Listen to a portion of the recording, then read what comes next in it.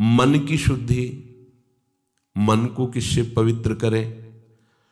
तो जब मन विषय भोगों का चिंतन करता है तो ये अपवित्र हो जाता है,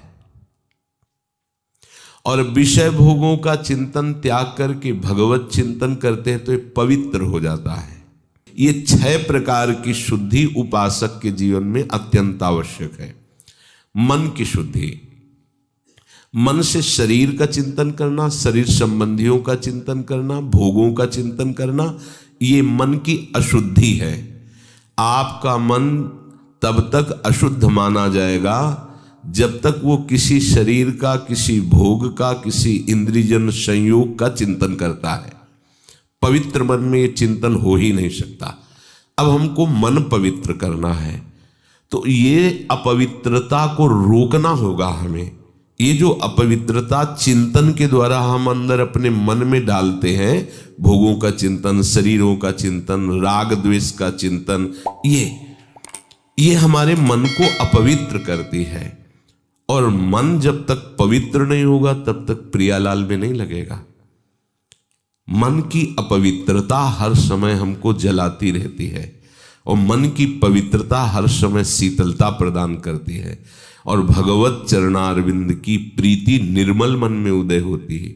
निर्मल मन, पवित्र मन। तो हमें भगवत चिंतन करके इसको पवित्र करना है, मन को। निरंतर भगवत चिंतन, विषय चिंतन न होने पावे, शरीर चिंतन, शरीर संबंधी चिंतन, ये छोड़ना होगा।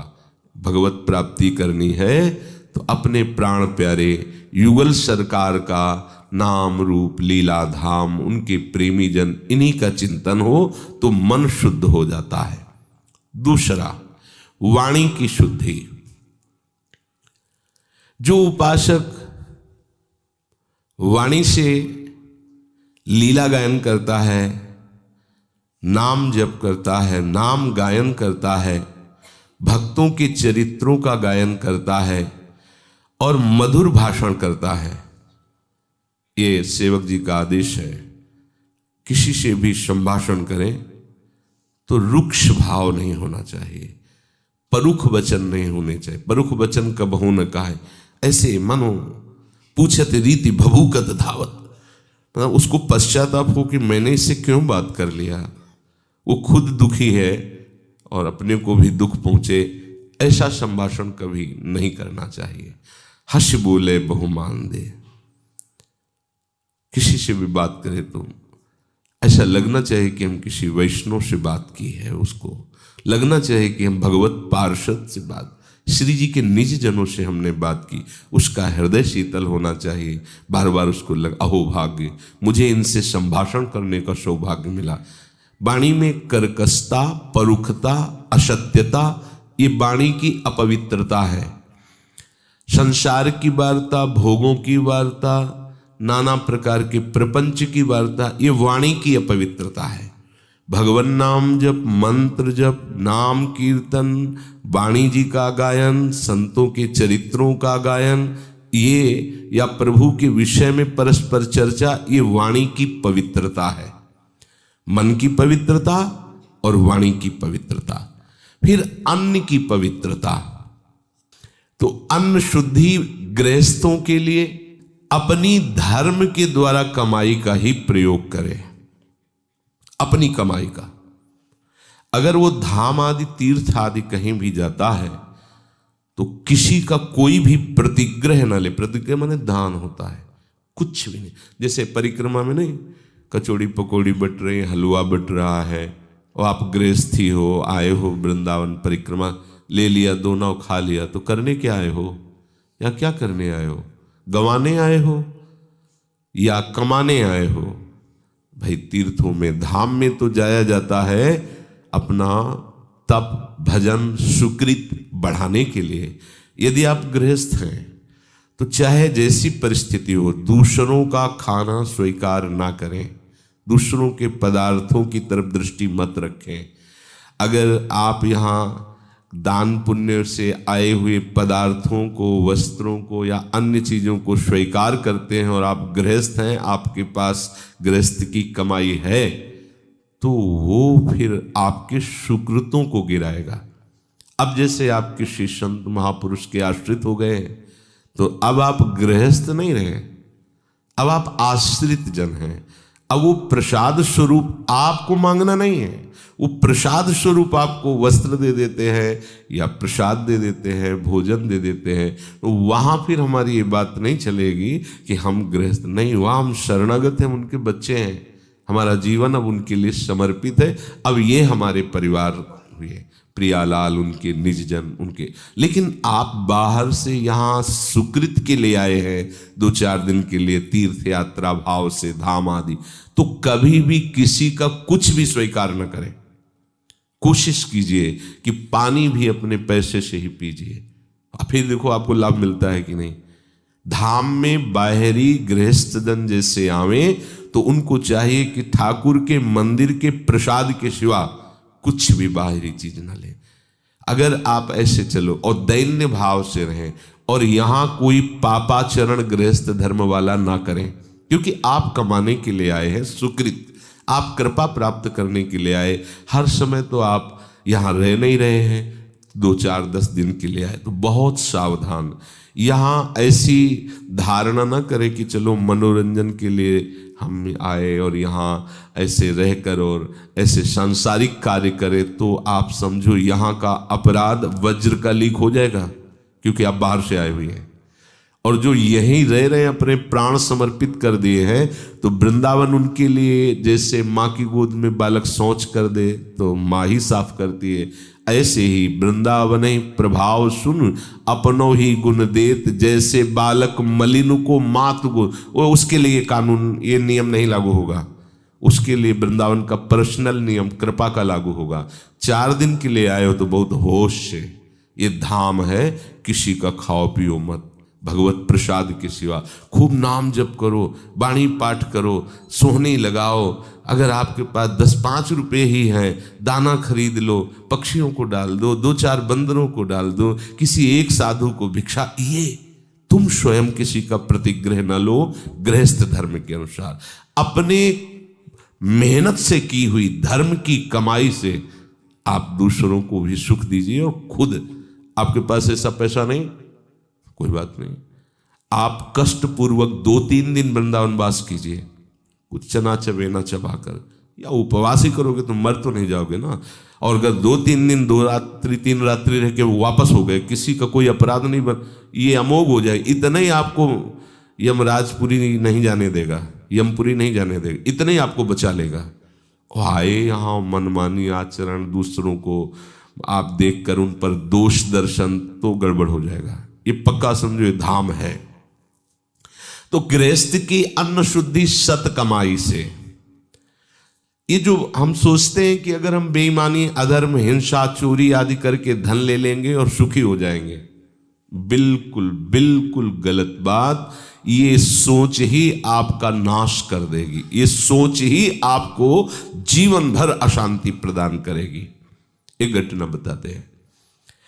एक गरीब घर की लड़की दूसरों के घर में पोछा लगाने की उसको सेवा मिली।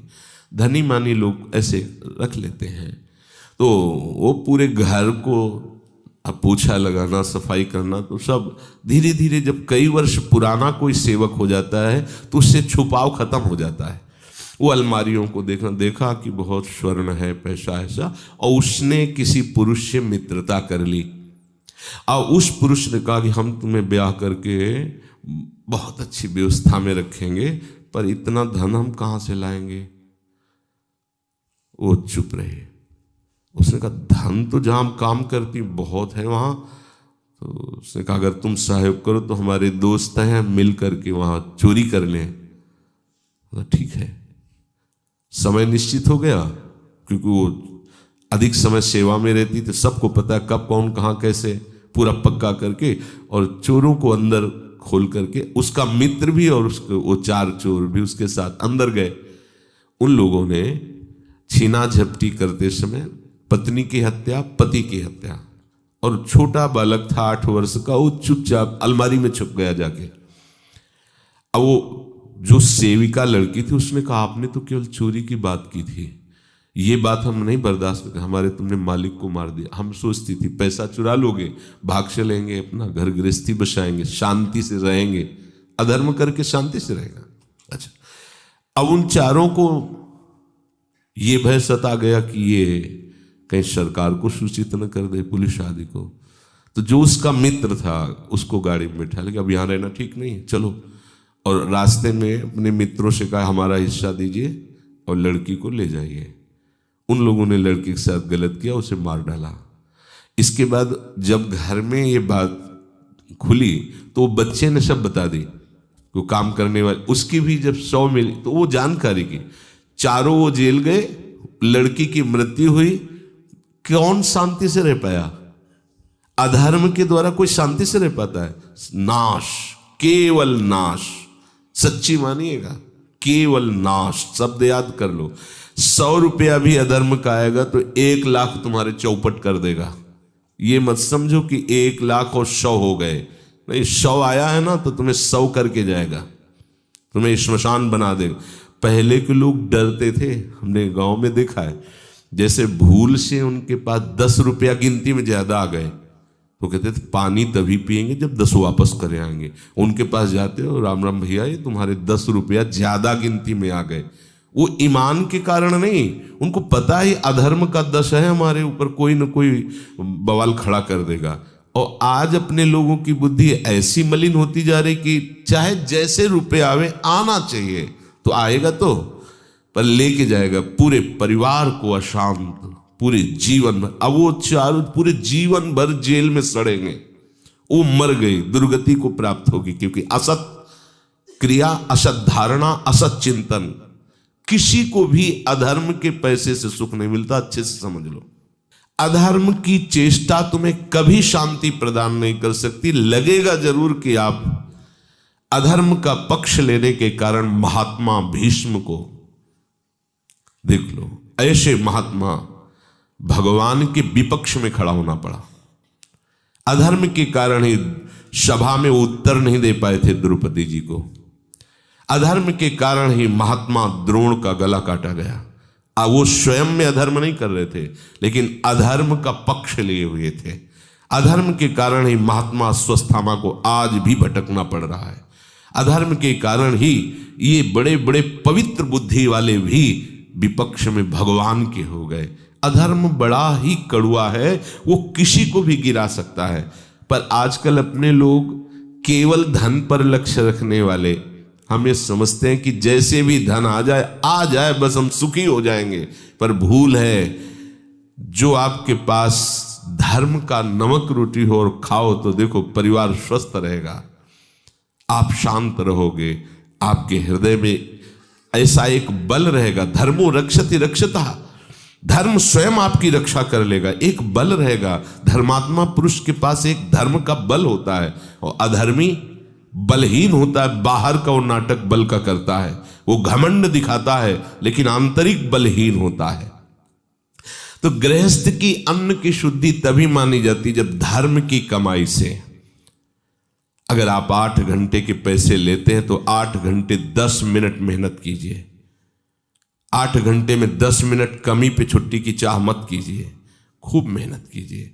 अगर आप उसके पैसे लेते हैं तो वैसा आप सच्ची समझ लो, आप अगर किसी से भी थोड़ी भी बेईमानी करेंगे तो वो बेईमानी आपको अपने ही परिवार में चुभने वाला काम पैदा कर देगी। देख लेना, पुत्र अगर सही मार्ग से चलता है तो पिता का हृदय शीतल होता है।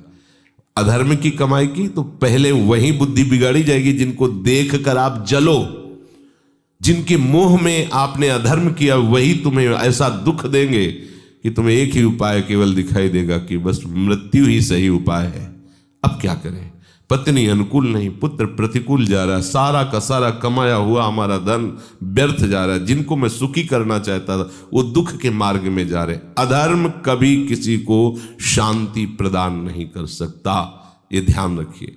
धर्मात्मा पुरुष का कभी कोई बाल बांका नहीं कर सकता। 5 थे, 5 के 5 सुरक्षित रहे, और वो कितने थे? 100। सांप के सांप मरे, सबका सब। अधर्म का नाश निश्चित है। थोड़े दिन के लिए भूल जाओ, थोड़े दिन के लिए फूल लो, आपको लगेगा कि बहुत बढ़िया चल रहा है, लेकिन उसका परिणाम आपके लिए हानिकारक होगा। भजन करने वाले गृहस्थ को पवित्र कमाई पर ध्यान देना चाहिए। पवित्र अन्न जो अपनी मेहनत की कमाई का, वो आपको भजन कराएगा। बेईमानी, बेविचार, हिंसा, चोरी, द्वेष, इससे आप कितना कमा लो, आपके पुत्रों में ही ऐसा झगड़ा पैदा हो जाएगा कि तुम भोजन पा करके भी अशांति से जलते रहोगे। एसी में बैठोगे, हृदय तुम्हारा जलता रहेगा। और अगर आप धर्म से चलोगे तो माना कि आपके घर में सही कपड़े नहीं, एसी नहीं, पंखा, आप बिना पंखा के भी सो जाओगे, क्योंकि हृदय में शांति है, चैन है। चौथा है हस्त शुद्धि, हाथ की शुद्धि। इन हाथों से किसी को कष्ट देना, इन हाथों से चोरी करना, इन हाथों से गंदे आचरणों में प्रयोग करना, ये हाथों की अपवित्रता होती है। इन हाथों से दूसरों का मंगल करने के लिए, भगवत सेवा के लिए या संत सेवा के लिए ये जो हाथ उठते हैं, ये पवित्रता होती है, हस्त पवित्रता होती है। जितना भागवतिक कर्म करोगे या भगवत भाव से किसी की भी सेवा करोगे तो आपके हाथ, सेवा से हाथ पवित्र होते हैं। किसी भी जीव की सेवा, भगवत भाव से की हुई सेवा भगवान की प्राप्ति करा देती है। किसी भी जीव की सेवा आप भगवत भाव से कर सकते हो, क्योंकि सब जगह भगवान विराजमान है। जब इन हाथों से गंदे आचरण करते हो, गंदी क्रियाएं, हिंसा, चोरी आदि, जो तुम्हारे हाथ अपवित्र हो जाते हैं। और जब आप भगवत सेवा, साधु सेवा, धर्म पूर्वक चेष्टाएं, तो आपके हाथ पवित्र, हस्त शुद्धि। फिर कच्छ शुद्धि, ये बहुत आवश्यक है, जिसका कोई परिचय भी नहीं जानना चाहता। नरसिंह मेहता जी कह रहे हैं, काछ बाछ मन निश्चल राखे, धनी धनी जननी तेरी रे, भड़ नरसैया दर्शन पावा।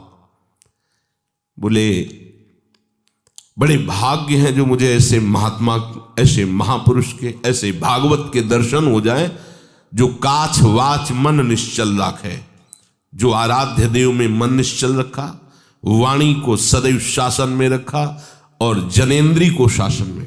काछ, कच्छ देश को पवित्र रखना। कच्छ शुद्धि अर्थात शुद्ध ब्रह्मचर्य, वीर की पवित्रता, जनेन्द्री की पवित्रता अत्यंत आवश्यक है, चाहे गृहस्थ हो चाहे विरक्त हो। यदि आपकी जनेन्द्री पवित्र है तो आपके पितरों को पिंडदान करने का अधिकारी पुत्र पैदा होगा। यदि जनेन्द्री ही पवित्र नहीं है तो वर्ण संकर के द्वारा पितरों को पिंडदान नहीं होता है, वो केवल नाटक होता है। जनेन्द्री की शुद्धि अत्यंत आवश्यक है, चाहे गृहस्थ हो, चाहे विरक्त हो, चाहे स्त्री हो, चाहे पुरुष हो। इस पर कोई विचार ही नहीं करता है। आज ऐसे मनमानी सिद्धांतों को हृदय में धारण किया जाता है, जिसकी कहीं भी किसी भी तरह से कोई भी ऐसा लक्षण नहीं दिखाई देता जिसमें मंगल हो, सुख हो, शांति हो। कहीं नहीं, खोजने पर भी नहीं। पर अगर ये बातें रखी जाती है, बोले पुराने जमाने की बातें हैं तो साधु महात्मा या इससे ही बोलेंगे, ऐसा नहीं। आपकी जनेन्द्री पवित्र है तो आपकी गृहस्थी में भगवान का भक्त पैदा होगा। जनेन्द्री पवित्र है, देशभक्त पैदा होगा, माता पिता की आराधना करने वाला पुत्र होगा, धर्म से चलने वाला, पितरों को तृप्ति प्रदान करने वाला पुत्र होगा। और अगर आपकी जनेन्द्री पवित्र नहीं, व्यभिचार दोष से युक्त है, तो वर्ण संकर संतान होगी जो तुम्हें भी पीटेगी और पितरों को तो कहीं एक चुल्लू जल भी नहीं पहुंचेगा, क्योंकि है ही नहीं उनके पितृपक्ष में, वो है ही नहीं उनकी कुल परंपरा में। और दोष युक्त जनेन्द्री वाला कभी भी निष्काम नहीं हो सकता। ध्यान रखना, ये जो गृहस्थी में ब्याह आदि करके गृहस्थ धर्म के प्रयोग का विधान है, उसमें एक गुप्त रहस्य है। वो एक दिन निष्काम हो जाएगा, काम विजयी हो जाएगा। एक पत्नी व्रत, एक पतिव्रत वाला एक दिन उसी गृहस्थी में रहते हुए निष्काम हो जाएगा, एक दिन वो काम रहित हो जाएगा। ध्यान, ये भगवत विधान से, जो शास्त्र विधान से चलता है, इसका परिणाम होता है राग रहित होना। वो अत्यंत आसक्त बीच में दिखाई देगा, क्योंकि प्रथम वो संयम से चला है, तो अंतिम उसका संयम में ही जाके उतार होगा। वो बैरागी हो जाएगा। भले गृहस्थ में रह रहा है, भेष भले बैरागी नहीं, लेकिन वो विषय बैरागी हो जाएगा। अगर हमारा ये रसेंद्रीय और जनेंद्रीय जनित ही क्रीड़ा चलती रही तो इस मनुष्य देह की सार्थकता क्या है। इसलिए जनेंद्रीय को पवित्र रखना, ब्रह्मचर्य युक्त होना अत्यंत अनिवार्य है।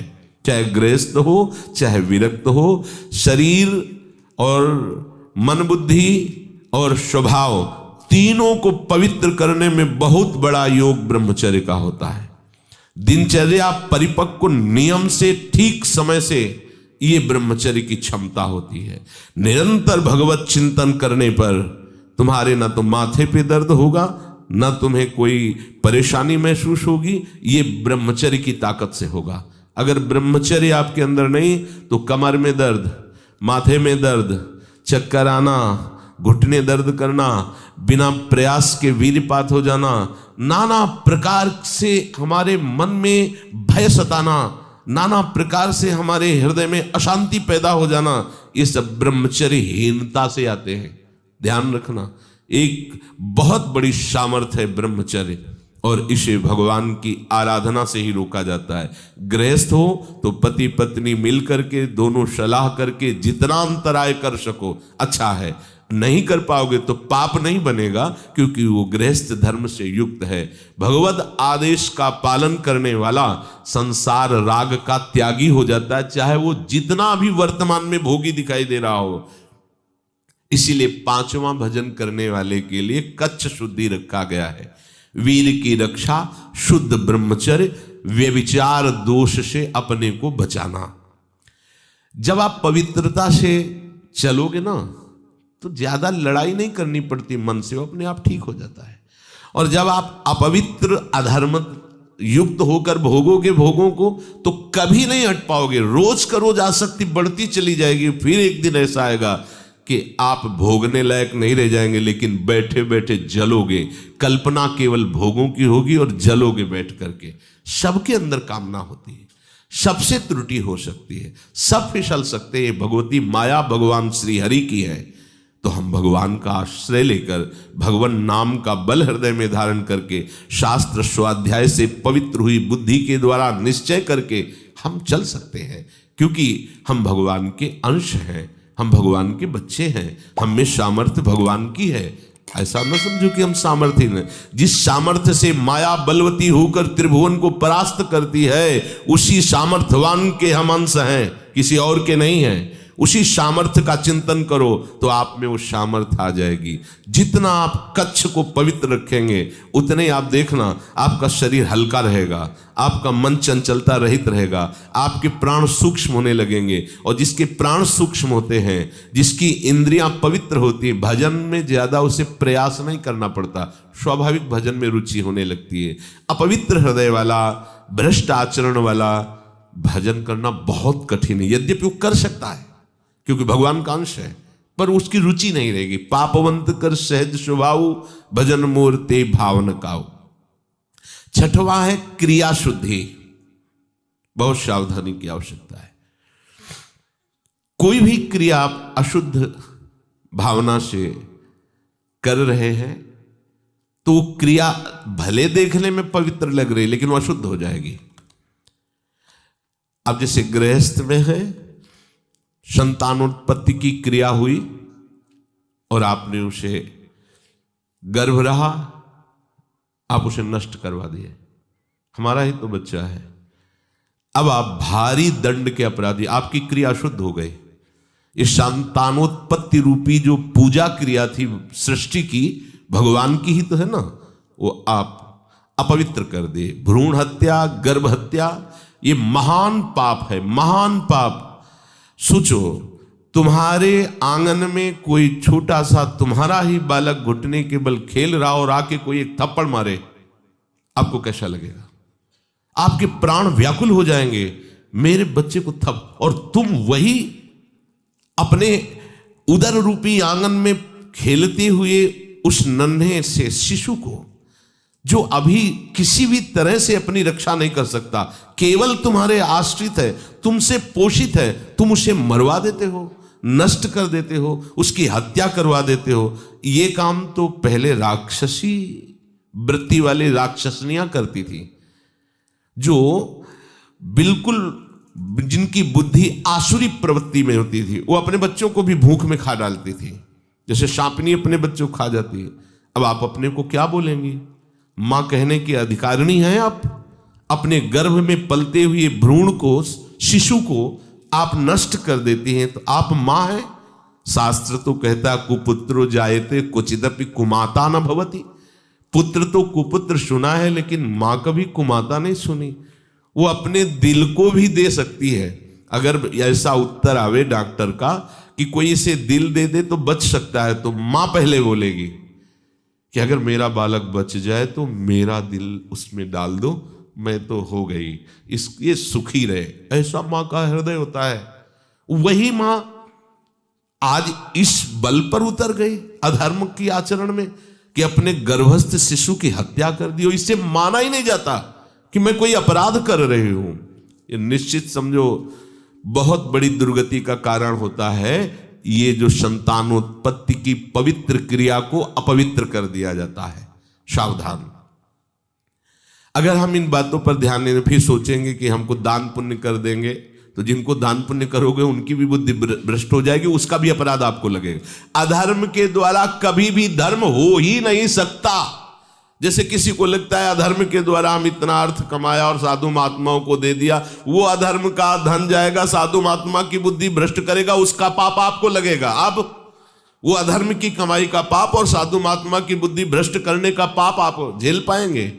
अधर्म से कभी किसी को शांति और सुख की प्राप्ति नहीं होती। क्रिया शुद्धि, निष्कपट भाव से जो भी अपने रिश्ते नाते हैं गृहस्थी में, उनको सुख पहुंचाने की धर्म पूर्वक चेष्टा। धर्म पूर्वक, धर्म है बीच में।